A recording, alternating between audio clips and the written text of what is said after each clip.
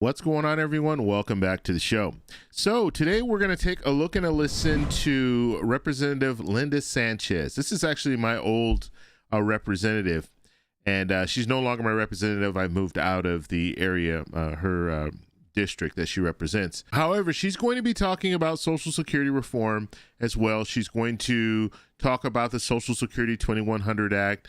She's also proposed some changes to Social Security. So these are the people. The reason why I'm showing you guys these videos, these are the people who support Social Security reform and enhancement to Social Security. And so not just Social Security reform, they support an enhancement. So an increase for people receiving Social Security benefits and then prolonging that program for hopefully another 75 years. That is what they are focused on. And so you're going to have some politicians out there that are going to say, yes, we want to protect Social Security. We don't want to make cuts to Social Security. But that doesn't necessarily mean they want an enhancement for Social Security. They might just say, we want to protect Social Security, but we need to make some cuts, or we need to raise the full retirement age in order to protect Social Security. And then you're going to have some other lawmakers that are going to say, we not only want to protect Social Security, but we want to provide enhancements to Social Security. The money that people are receiving right now is not enough, so we want to provide more money for them. That means you need to pull in more revenue. Those are some of the lawmakers that are talking about raising the cap for people making $168,600 or more.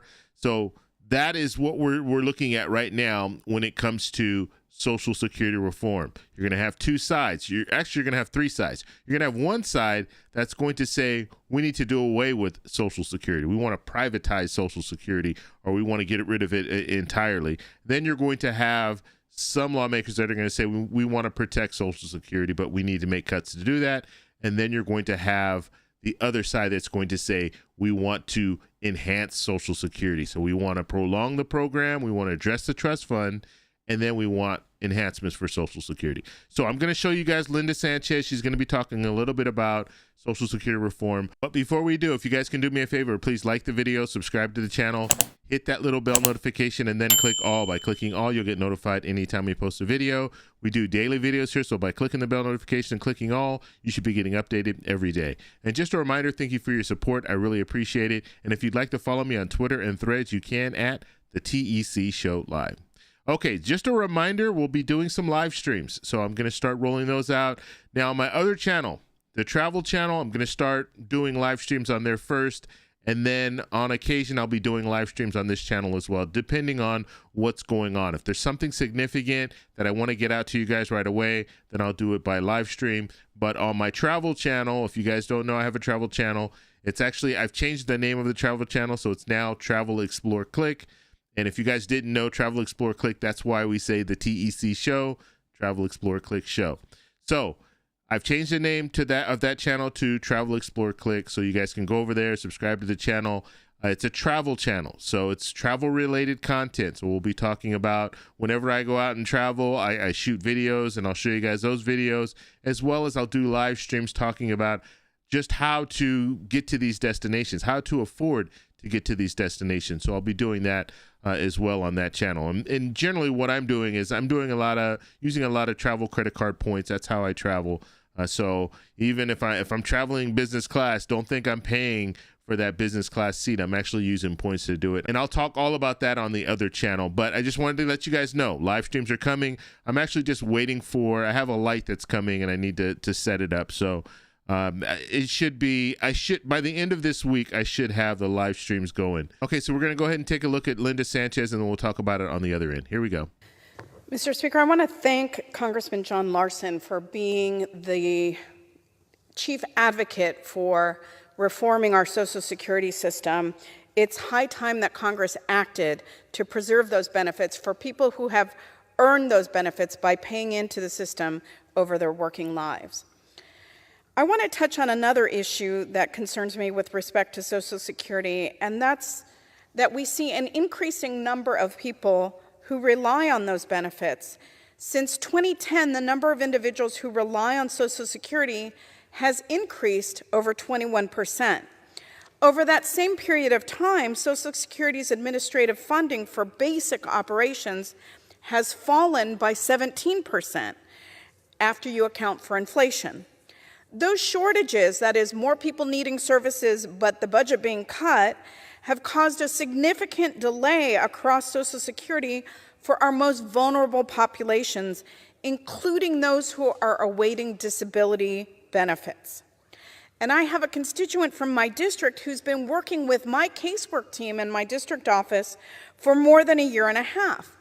This individual had a stroke and applied for disability benefits with Social Security in August of 2022 after becoming paralyzed.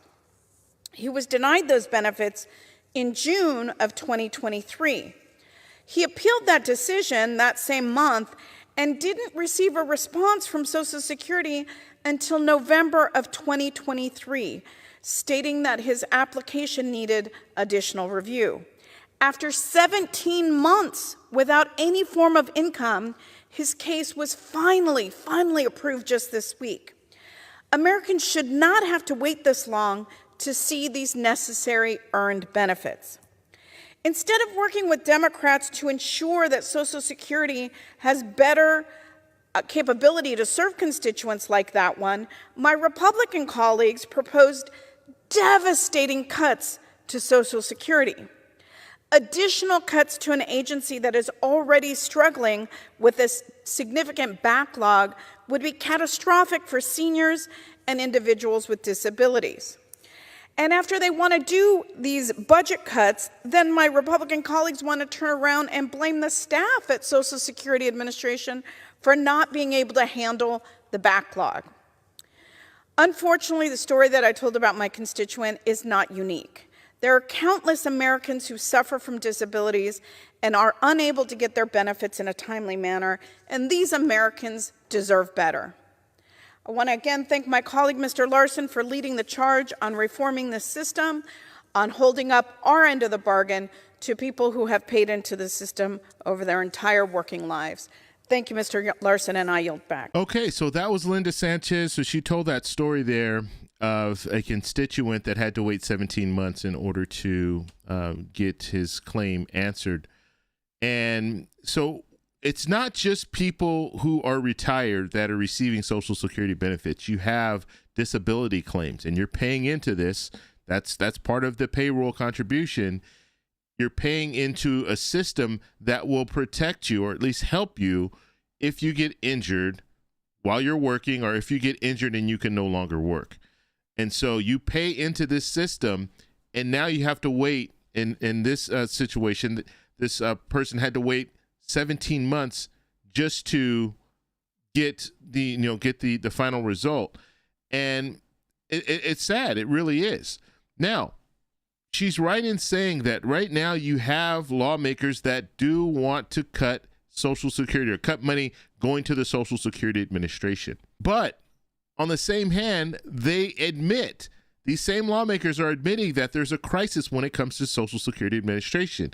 People shouldn't have to wait this long to find out if their claim was approved. People shouldn't have to wait 35 minutes if they call someone on the phone just to talk to someone. So they're admitting this. And then with the overpayments, that's another thing. So you have now where the Social Security Administration, they're not able to do the investigations fast enough, and people are being overpaid, and then they find out years later, and now they owe the Social Security Administration thousands of dollars. And that's because the Social Security Administration could not keep up with the workload. And so what do some of these lawmakers say? We need to cut Social Security. We can't give them the money that they need in order to run properly. So customer service is going to go way down because they're going to continue to try to cut, or they'll say, you know what, we'll give you the same funding that you received back in 2022 or 2021, which when we're looking at things, we know how things get more expensive over time. We know how inflation works. So if you're giving me the same amount of funding that you gave me back in 2022 or 2021, in essence, that's a cut because that purchasing power has been lost. And so it's very, very important that the politicians who want to support Social Security and the politicians who don't. And so we'll have to see what they do when it comes down to this whole Social Security 2100 Act. Like I indicated, I will be following this very, very closely. I will let you know. I'm going to do more videos like this showing you the different lawmakers who are in favor of enhancing Social Security. That's very important. The enhancement part is what we really need to be focused on. Because like I said, you're going to have some lawmakers that are going to just say we need to protect Social Security. Okay, how are you going to protect Social Security? Well, we need to make these cuts in order to make that happen. The Social Security Administration needs funding. Bottom line. Okay, money doesn't fix everything, but if you don't have enough staff, you need money in order to hire more staff. That's just bottom line. You can't tell the staff that are currently there at the Social Security Administration, look, you're just going to have to do more and you're not going to get any more money or anything like that. We're not going to hire any more people. A lot of those employees in the Social Security Administration would just say, you know what, I'm quitting. I'm going to go somewhere else. You're working me too hard. It's not worth it. And so with the budget talks right now, we're looking at a potential government shutdown in a couple of days, really. We'll have to see. They're going to probably be able to get a continuing resolution so they can kick the can down the road. I think March is the target date where they want to kick this can down the road. So continue resolution until March. That will bypass the 1st of February because that's when we would see another government shutdown, just so they have enough time to vote on these bills. But the bottom line is you still have lawmakers that are looking at the Social Security Administration and saying we need to make cuts. And if they make cuts, that's going to be really bad for people who are filing claims right now or people who just need to call the Social Security Administration to get answers. I mean, we're looking at overpayments and things like that. So you have people that are receiving letters from the Social Security Administration telling them that they need to pay thousands and thousands of dollars and they have 30 days to pay it. What would you do? You're going to call the Social Security Administration, but guess what? You might be waiting 35 minutes, and then at the end of that 35 minutes, you could get disconnected. And that's what they say on the recording when you call. Our systems are overloaded, basically. Our systems are sometimes they don't work properly, so you could be waiting for 35 minutes, and you could potentially get disconnected. So that means you have to call back and wait another 35 minutes in order to talk to someone. So times are bad right now when it comes to the Social Security Administration, the actual agency. They're going through a rough time as far as being able to maintain the employees that they have now and then hire new employees because they don't have the money. Okay? If you don't have money, how are you going to hire people? People aren't going to work for free. And then also you have to be competitive because people are going to look at working for the Social Security Administration. They might look at some other jobs. If those other jobs are paying more, they're probably going to go with those other jobs. They're not going to go to the Social Security Administration. So I want to know what you guys think about all this. So let me know down below. Like I said, I'll have some more videos where we'll be looking at some of these different lawmakers and how they feel about Social Security. It's important right now because this is an election year. And so all these people that I'm going to be showing you right now, they're representatives. They're running for re-election right now. And so if you're currently receiving Social Security benefits, I want you to know who the lawmakers are that want to enhance Social Security. That's the only way we're going to get to this point where they have some type of reform for Social Security. The only way is you have enough people, enough lawmakers that are there that are in favor of enhancing Social Security for us to move forward with some type of enhancement. So hopefully that all makes sense. Let me know your comments down below. If you like this video, please give me a thumbs up. Please subscribe for more, and I'll talk to you in the next one. Bye.